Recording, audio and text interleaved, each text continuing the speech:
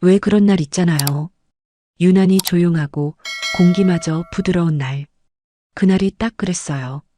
창문을 반쯤 열어두고 청소 다 마친 뒤 침대에 잠깐 앉았다가 그만 스르르 잠이 들었나 봐요.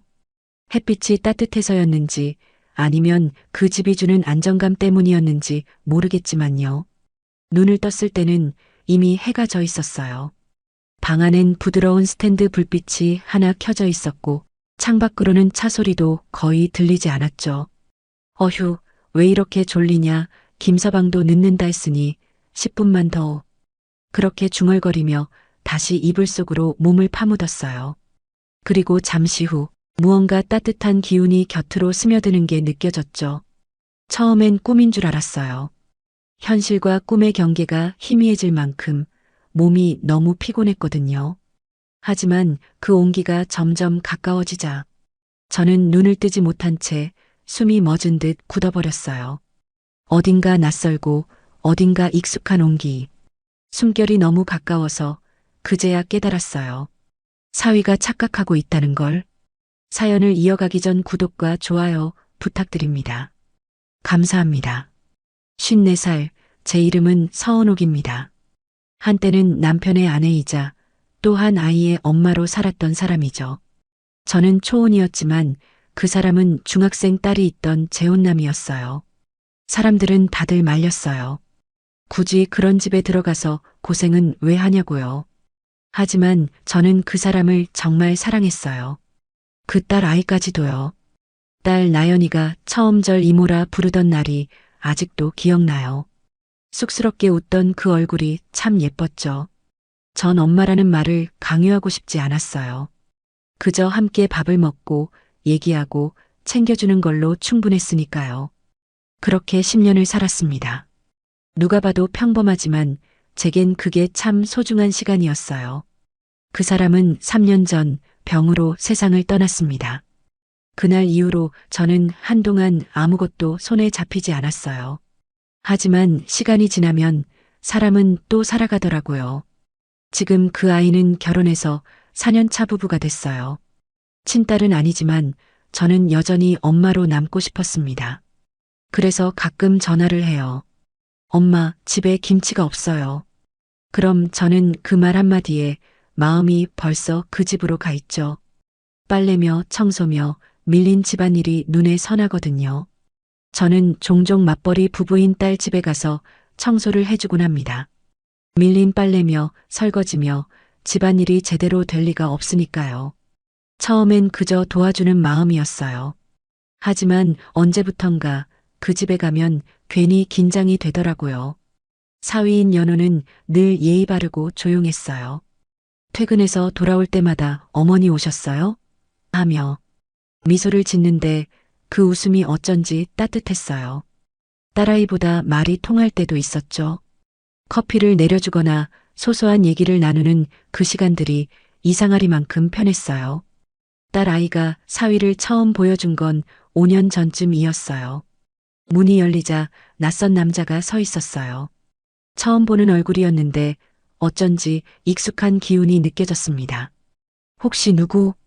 그가 조심스럽게 묻길래 저도 웃으며 말했어요. 아, 나 나연이 엄마예요. 아, 정말 젊어 보이시네요.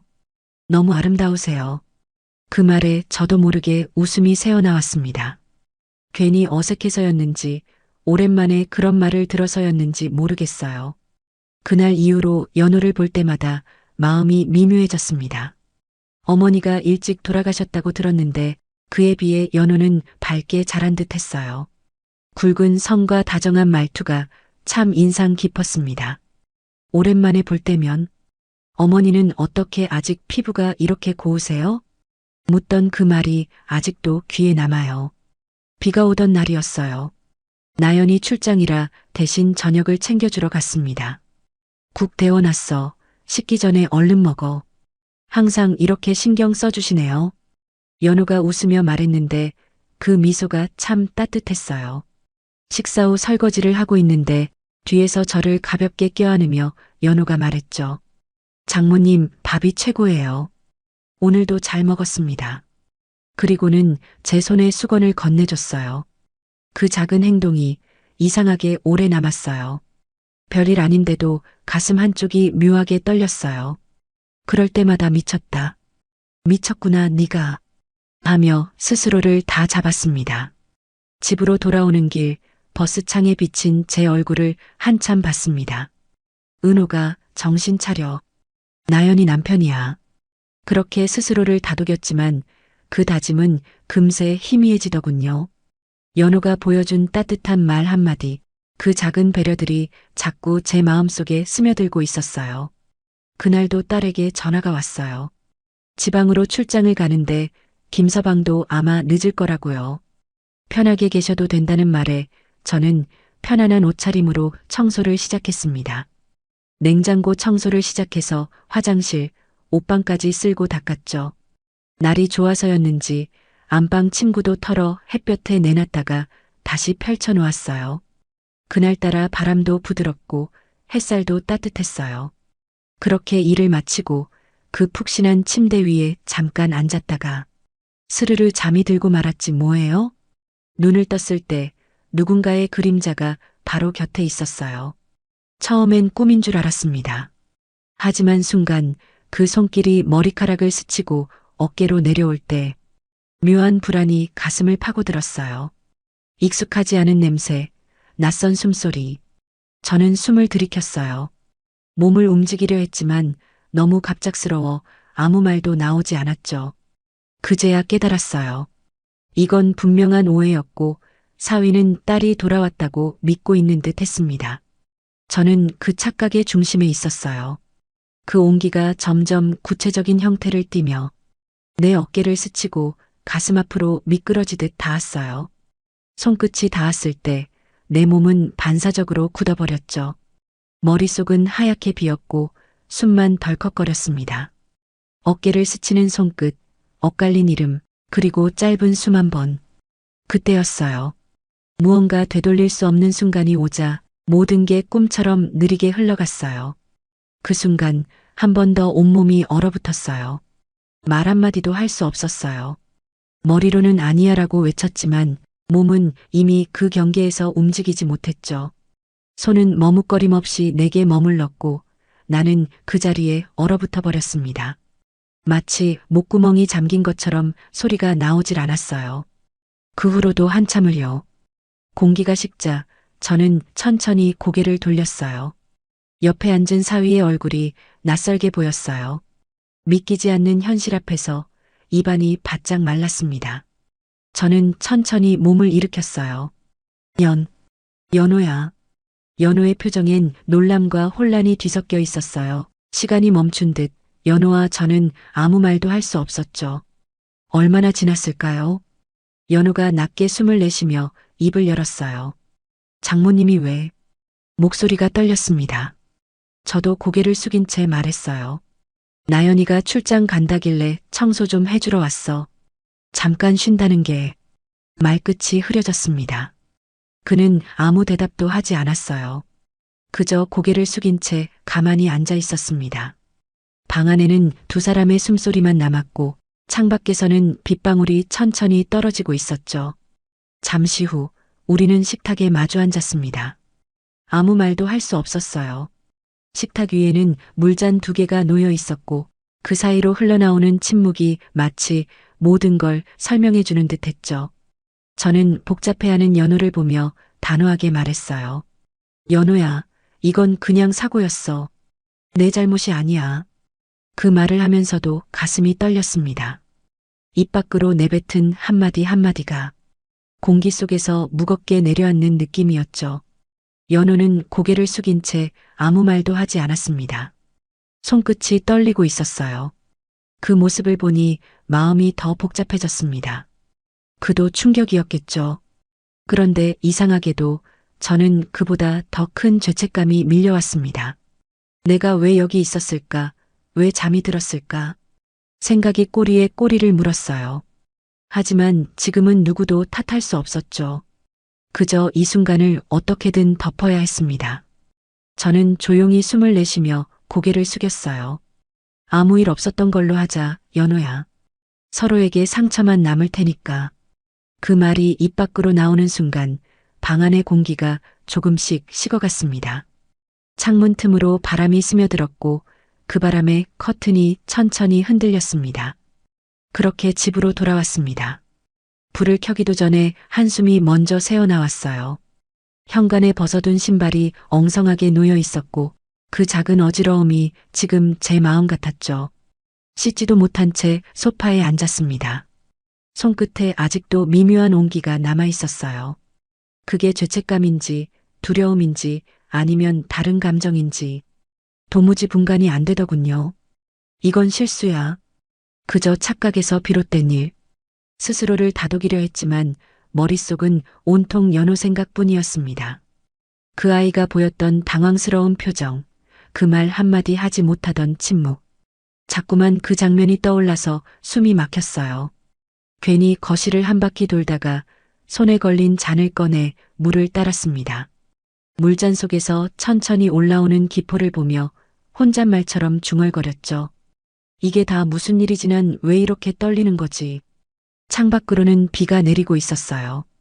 유리창에 맺힌 물방울이 흘러내릴 때마다 가슴 한쪽이 함께 무너지는 것 같았습니다. 죄책감과 미묘한 감정이 뒤섞여 그날 밤 저는 끝내 잠들지 못했어요. 며칠 후 딸 나연에게서 전화가 왔어요. 엄마, 반찬을 뭘 그렇게 많이 가져다 놓으셨어요? 다 먹지도 못하는데. 밝게 웃는 목소리에 저도 따라 웃었지만 속으로는 갑자기 가슴이 철렁 내려앉았어요. 아휴, 그냥 냉장고에 있는 재료 버리기 아까워서 했지 뭐. 천천히 먹어. 연호 씨가 그러는데 엄마 국이 너무 맛있대요. 또 먹고 싶다고 난리라니까요. 그 말에 젓가락을 쥔 손이 살짝 떨렸어요. 얼굴이 순간 굳어버렸죠. 그래, 그랬구나. 짧게 대답하면서도 목소리를 최대한 자연스럽게 눌렀습니다. 하지만 가슴속에서는 이상하게 죄스러운 감정이 들끓었어요. 그냥 단순한 오해일 뿐인데도 그날의 공기와 그 눈빛이 자꾸 떠올랐습니다. 전화를 끊고 나서 싱크대 앞에 서 있었어요. 손에 쥔 행주가 물에 젖은 채로 떨어졌죠. 물이 바닥으로 번지듯 제 마음도 퍼져나가는 것 같았습니다. 괜찮아. 다 지나갈 일이야. 그렇게 스스로를 다독이면서도 그날의 목소리, 그 따뜻했던 눈빛이 왜 그렇게 생생하게 남아있는지 도무지 모르겠더군요. 그렇게 죄책감과 알 수 없는 무거운 마음을 안고 지낸 지 2주쯤 지났을 때였어요. 나연에게서 전화가 왔습니다. 엄마, 요즘 왜 우리 집에 안 와요? 무슨 일 있어요? 같이 저녁 먹어요. 그 한마디에 잠시 망설였지만 괜히 피하면 더 이상할 것 같았죠. 그래서 결국 그 집으로 향했습니다. 연호는 평소처럼 웃으며 저를 반겼습니다. 그 미소가 어쩐지 예전보다 더 편안하게 느껴졌어요. 나연의 권유로 치맥을 하기로 했습니다. 엄마, 오늘은 꼭 같이 마셔요. 연호도, 우리 셋이. 그날 나연은 오랜만이라 그런지 한껏 들떴어요. 잔을 여러 번 비우더니 얼굴이 점점 붉어졌죠. 엄마 자고 가요. 오늘은 위험해, 알았죠? 그 말을 남기고 방으로 들어가더니 금세 코 고는 소리가 들렸습니다. 식탁엔 저와 연호 단둘이 남았어요. 그 순간 공기가 달라졌습니다. TV에서 흘러나오는 소리만 멀리서 작게 들렸죠. 어색한 침묵을 견디지 못하고 제가 먼저 말을 꺼냈습니다. 우리도 이제 정리할까? 택시 불러서 가면 되니까 신경 쓰지 마. 그러자 연호가 고개를 저으며 단호하게 말했어요. 안 돼요, 장모님. 나연이도 주무시고 가라고 했잖아요. 술 드셨는데 위험해요. 오늘은 주무시고 가세요. 그 말이 왜 그렇게 낯설게 들렸는지 모르겠어요. 평소처럼 정중한 말인데 그 안에 묘한 울림이 느껴졌습니다. 저는 아무 말도 하지 못한 채 그저 고개를 끄덕였죠. 은옥이 식탁 위 잔을 정리하려던 순간 연호가 손목을 살짝 잡았습니다. 저 장모님 잠깐만요. 그의 눈빛이 잠시 흔들렸어요. 한 잔만 더 하실래요? 드릴 말씀이 있어서요. 그 말에 저는 잠시 망설였지만 잔을 다시 내려놓았습니다. 연호는 잠시 침묵하더니 낮은 목소리로 말했어요. 요즘 계속 생각이 많았어요. 그날 일도 그렇고 제 마음이 좀 복잡했습니다. 그의 말에 숨이 멎는 듯 했어요. 눈을 마주치지 못한 채 고개를 숙였습니다. 그 일은 잊자 연호야. 조용히 말을 꺼냈지만 제 목소리도 흔들리고 있었죠. 연호는 한참 동안 대답하지 않았습니다. 잔속의 맥주 거품이 천천히 가라앉았고 방 안에는 냉장고 돌아가는 소리만 들렸어요. 사실 그날이 평소보다 이상하게 훨씬 좋다 싶었거든요. 그러니 죄책감 가지실 필요 없으시다고요. 그날 밤 공기는 참 이상했어요. 멀리서 빗소리가 들리는 것도 같고 둘 사이엔 아무 말도 없었지만 무언가가 이미 한 걸음 더 다가와 버린 느낌이었죠. 그렇게 방에 들어가 잠을 청했지만 쉽게 잠이 오지 않았어요. 몸은 피곤한데 마음이 계속 깨어 있었죠. 새벽 무렵 목이 말라 거실로 나갔습니다. 불은 꺼져 있었고 스탠드 불빛만 희미하게 켜져 있었어요. 냉장고에서 물을 꺼내려던 순간 안쪽 복도에서 발소리가 들렸습니다. 연호가 나왔어요. 그는 놀란 듯 멈춰섰고 저도 얼어붙은 듯 서 있었습니다. 순간 공기가 어색하게 멈췄습니다. 아, 장모님 잠이 안 오셨나 봐요. 그의 목소리가 낮게 떨렸어요. 응, 그냥 목이 말라서. 짧게 대답하고 고개를 돌렸습니다. 그 잠깐의 침묵이 길게 이어졌어요. 서로 아무 말도 하지 못한 채 그저 빛이 번지는 부엌 한가운데서 무겁고 낯선 공기만 흘렀죠. 그때였어요. 연호가 조심스럽게 입을 열었습니다. 장모님, 저 요즘 마음이 너무 복잡해요. 그의 목소리는 낮고 떨렸습니다. 아무리 잊으려 해도 그날 이후로 생각이 자꾸 머릿속을 맴돌아요. 그 말에 저는 몸이 굳었어요. 손에 들고 있던 컵이 미세하게 흔들렸습니다. 연호야, 그 얘긴 그만하자. 내 목소리는 생각보다 작고 떨려 있었어요. 그는 고개를 숙인 채 아무 말도 하지 않았습니다. 긴 침묵이 다시 흘렀죠. 부엌 창문 사이로 새벽 바람이 스며들며 커튼이 흔들렸습니다. 그 바람 속에 우리의 숨소리만 가늘게 섞여 있었어요. 며칠 뒤 비가 내리던 오후였어요. 현관 초인종이 울렸습니다. 문을 열자 연호가 서 있었어요. 손에는 우산이 젖어 있었고 얼굴엔 망설임이 묻어났습니다. 장모님, 갑자기 찾아와서 죄송합니다. 그가 그렇게 말하자 저는 잠시 얼어붙은 듯 서 있었어요. 무슨 일이야, 연호야? 무슨 일 있었어? 그냥 인사드리러 왔어요. 계속 마음이 불편해서요. 그 말을 듣는 순간 가슴이 복잡하게 얽혀왔어요. 그날 이후 서로 연락 한 번 하지 않았는데 이제 와서 무슨 말을 하려는 걸까 싶었죠. 거실로 들어온 연호는 조심스레 자리에 앉았습니다. 젖은 우산에서 물방울이 떨어지며 바닥을 적셨습니다. 그 작은 소리조차 유난히 크게 들렸어요. 그날 이후 계속 죄송했어요. 장모님도 많이 힘드셨을 거예요. 그의 말에 저는 고개를 끄덕였죠. 그래, 이제 그 일은 그냥 없던 일로 하자. 서로 상처만 남으니까. 내가 그렇게 말했을 때 연호는 한동안 가만히 앉아 있다가 거세게 저를 안으며 울먹거렸습니다. 저 장모님. 그의 목소리는 눈물 젖은 듯 떨렸어요. 저 그냥 밥 먹을 때처럼 예전처럼 지내고 싶어요. 이렇게 어색해지는 게 너무 힘들어요.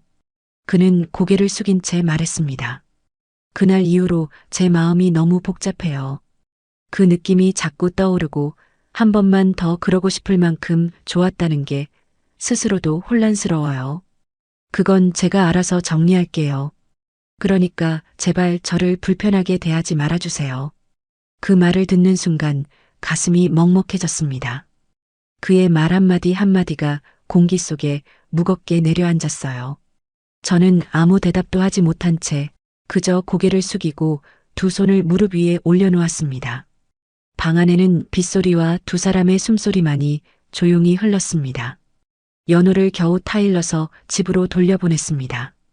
문이 닫히는 소리가 나자 그제야 한숨이 터져 나왔어요. 손끝이 아직도 떨리고 있었죠. 은호가 정신 좀 차려. 스스로에게 그렇게 말했지만 마음이 쉽게 진정되질 않았습니다. 소파에 앉아 커튼 사이로 번지는 불빛을 바라봤어요. 방 안엔 아직 연호의 향기가 희미하게 남아 있었죠.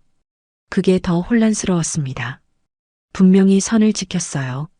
그렇게 해야 한다는 걸 너무 잘 알고 있었으니까요. 그런데도 마음 한구석이 자꾸 흔들렸습니다. 그가 했던 말, 떨리던 목소리, 그리고 그 눈빛이 자꾸만 떠올라서 가슴이 저릿했어요.